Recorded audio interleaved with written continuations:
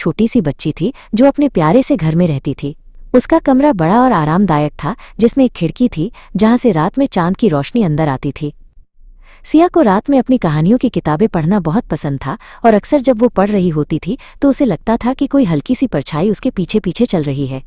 ये परछाई कभी उसके बिस्तर के पास दिखती तो कभी दीवार पर नाचती, लेकिन जब भी सिया मुड़कर देखती तो वो गायब हो जाती। सिया को पहले लगा कि ये सिर्फ उसकी कल्पना है या शायद चांद की रोशनी का कोई खेल, लेकिन ये एहसास हर रात गहरा होता जा रहा था।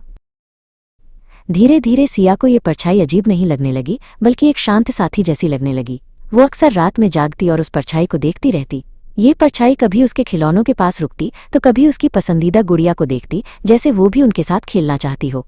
सिया ने कभी किसी को इस बारे में नहीं बताया, क्योंकि उसे डर था कि कोई उस पर विश्वास नहीं करेगा या उसे डांटेगा। लेकिन उसके मन में हमेशा एक सवाल रहता था, ये परछाई कौन है और क्यों हर रात उसके कमरे में आती है। एक रात जब चांदनी बहुत तेज थी, सिया ने देखा कि परछाई पहले से कहीं ज्यादा स्पष्ट हो गई है। अब वो सिर्फ एक धुंधला आकार नहीं थी, बल्कि एक छोटी बच्ची की आकृति थी, जिसके बाल हवा में धीरे धीरे लहरा रहे थे और उसकी आंखें चमक रही थीं। सिया का दिल जोर से धड़कने लगा, लेकिन उसे डर नहीं लगा। इसके बजाय उसे उस आकृति में एक उदासी और अकेलापन महसूस हुआ। वो परछाई उसके पास धीरे धीरे आई और उसके बिस्तर के किनारे पर रुक गई, जैसे कुछ कहना चाहती हो। सिया ने हिम्मत जुटाई और धीरे से पूछा, तुम कौन हो? उसकी आवाज़ कमरे की शांति में गूंज उठी। परछाई ने कोई जवाब नहीं दिया, लेकिन उसकी आकृति थोड़ी हिलने लगी, जैसे वो कुछ कहने की कोशिश कर रही हो। सिया ने महसूस किया कि परछाई की आंखें उदास थीं, जैसे वो किसी चीज के लिए तरस रही हो। सिया को लगा कि ये कोई डरावना भूत नहीं है, बल्कि कोई ऐसा है जिसे मदद की जरूरत है। उसने अपना हाथ धीरे से परछाई की ओर बढ़ाया, जैसे उसे छूना चाहती हो। जैसे ही सिया का हाथ पास आया, परछाई थोड़ी और स्पष्ट हो गई और एक बहुत ही हल्की, लगभग अदृश्य चमक उसके चारों ओर फैल गई। ये चमक इतनी कोमल थी कि सिया को लगा जैसे किसी ने उसके हाथ को धीरे से छुआ हो। परछाई ने अपना सिर थोड़ा झुकाया, जैसे वो सिया को धन्यवाद दे रही हो या उसकी बात समझने की कोशिश कर रही हो। सिया को लगा कि ये परछाई उसे कुछ बताना चाहती है, लेकिन उसके पास शब्द नहीं थे। सिया को अब यकीन हो गया था कि ये परछाई एक खोई हुई बच्ची की आत्मा है, जिसे वो छाया कहने लगी।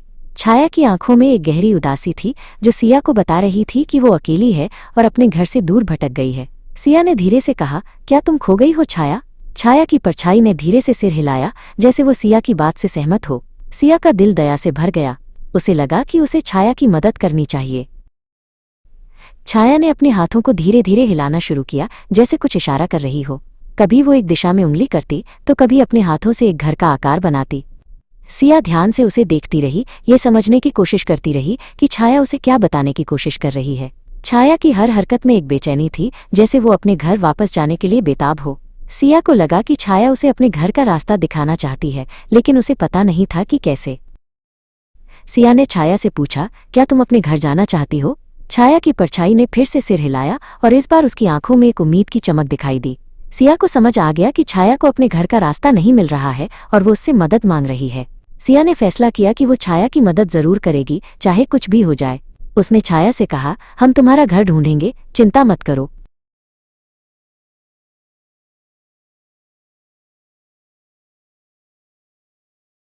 अगली रात सिया ने छाया से पूछा कि क्या वो उसे अपने घर की कोई निशानी दिखा सकती है। छाया ने उसे एक पुरानी धुंधली तस्वीर दिखाई जो उसके मन में थी।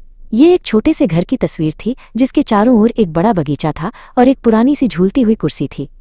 सिया ने तस्वीर को ध्यान से देखा और उसे अपने पड़ोस के एक पुराने घर की याद आई जो हमेशा खाली रहता था। क्या ये वही घर हो सकता है? सिया को एक उम्मीद की किरण दिखी।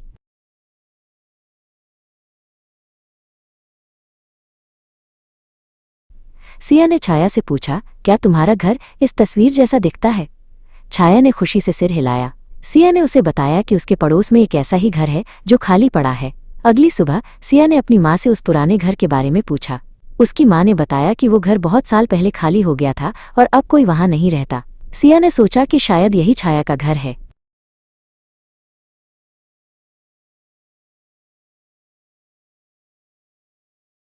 उस रात सिया छाया को लेकर उस पुराने घर के पास गई।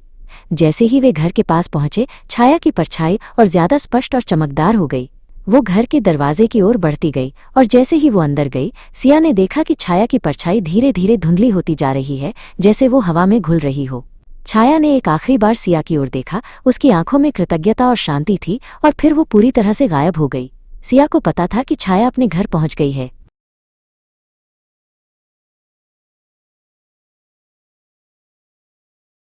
सिया अपने घर वापस आई। अब उसका कमरा पहले से ज्यादा शांत और आरामदायक लग रहा था।